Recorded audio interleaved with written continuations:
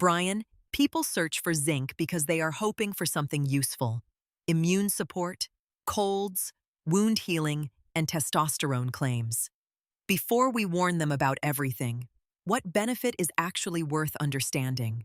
The useful answer is benefit first. Zinc is essential for immune function and wound healing, but more zinc is not automatically better because chronic excess can cause copper deficiency and neurological problems. We will explain what the body's doing, which benefits are most plausible, and then where the boundary sits. First, follow the substance after it enters the body. Zinc supports immune cells, DNA synthesis, wound healing, and taste or smell physiology. This is the first reason the supplement is more than a label on a bottle. Then ask what changes downstream. Deficiency correction is different from boosting a normal immune system. This is where the benefit becomes something you can measure, feel, or track. Context is the switch that changes the answer. Copper balance is the hidden safety mechanism in high-dose zinc use. The same supplement can be helpful, irrelevant, or too strong, depending on that context. The first benefit to understand is this. Lozenge timing may matter in common cold research, but products vary. That matters because zinc supports immune cells, DNA synthesis, wound healing, and taste or smell physiology. This connects zinc to a real body pathway, not just a marketing word. The second benefit to understand is this.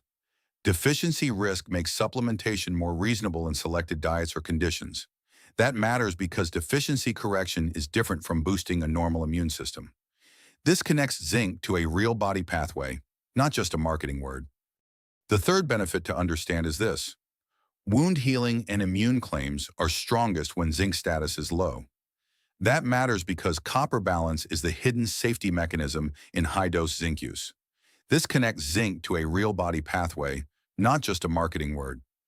So the question is not whether zinc is exciting. The question is, who is the person most likely to benefit, and what would tell them it is working? The best fit user for zinc is not everybody. It is the person whose goal, symptom, marker, or routine lines up with this pathway. Lozenge timing may matter in common cold research, but products vary. In that context, copper balance is the hidden safety mechanism in high-dose zinc use. Then the form matters. A food source, a standard capsule, a concentrated extract, and a study product can behave differently, so zinc should be judged by the exposure that actually reaches the target pathway. Deficiency correction is different from boosting a normal immune system. Now rank the claims. The strongest claim gets the most attention, the plausible claims get a smaller box, and the vague wellness claims should not drive the purchase. Now, give me the boundary in proportion. We are not trying to scare people away from zinc. We are trying to keep the useful benefit from being used in the wrong context. The main safety boundary is specific. Too much zinc can cause nausea, copper deficiency, anemia, and nerve problems. Also remember this second boundary. Intranasal zinc has been associated with smell loss and should be avoided. That is a reason to personalize, not a reason to turn the whole lesson negative. The simple tracking plan is positive and practical. Choose one target benefit, decide what would improve, watch for the main boundary, and stop if zinc can interact with some antibiotics and penicillamine. The practical ladder for zinc is benefit first. Name the benefit, understand the pathway, match the person, choose the right form, track the outcome, and keep the boundary visible. So the fair summary is not negative.